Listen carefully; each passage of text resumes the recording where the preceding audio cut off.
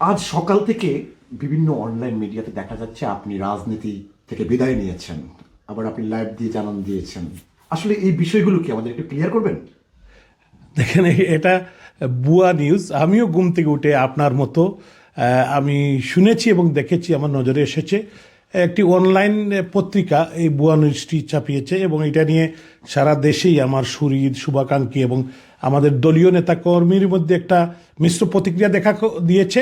তো আমি আমার ফেসবুকে স্ট্যাটাস দিয়ে তারপরে একটি অনলাইনে লাইভ করে আমি বলেছি এবং আমার সুহৃদরাও আমার সহযোদ্ধারাও বলেছেন। তো বিভিন্ন সময় এরকম ঘটনা দেখা যাচ্ছে যে আমার নামে ফেসবুক খুলে অনেকগুলো ফেসবুকের পেজ খোলা হয়েছে, যেটা আমার না। যে আমার একটি আইডি এবং একটি পেজ, বাকি কোনোটাই আমার না।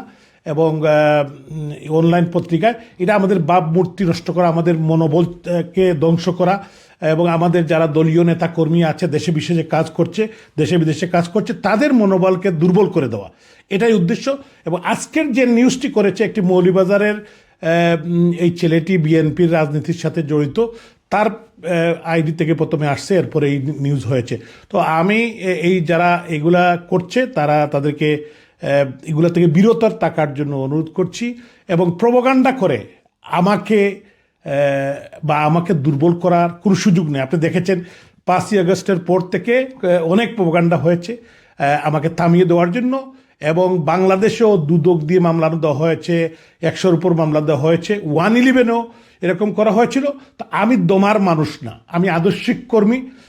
জাতির পিতা বঙ্গবন্ধু শেখ মুজিবুর রহমানের আদর্শের রাজনীতি আমি করি। বঙ্গবন্ধুর কন্যা, আমাদের প্রাণপ্রিয় নেত্রী রাষ্ট্রনায়ক শেখ হাসিনার কর্মী হিসাবে আমি আজীবন কাজ করে যাওয়ার প্রত্যয় ব্যক্ত করছি।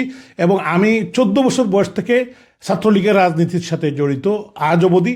যেভাবে অতীত কাজ করেছি, আজও করছি, আগামী দিনও করব। এবং সিলেটের মানুষ বিগত নির্বাচনে আমাকে ভোট দিয়ে নির্বাচিত করেছেন, আমি তাদের কাছে কৃতজ্ঞ। আর আমি সময় বেশি দিন পাই নাই সিলেটের মানুষের সেবা করার।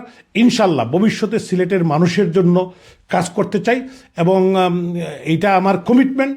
কারণ সিলেটের মানুষ আমাকে যে স্নেহ মমতা দিয়ে ভোট দিয়ে নির্বাচিত করেছিলেন, যে আশা নিয়ে, তাদের সেই আশা পূরণ করতে পারি নাই। এটা আমার একটা বিশাল ব্যর্থতা। ইনশাল্লাহ আল্লাহ তাআলা আমাকে বাঁচিয়ে রাখলে আমি সিলেটের মানুষের সেবা করতে চাই। আপনারা সবাই ভালো থাকবেন, সুস্থ থাকবেন। জয় বাংলা।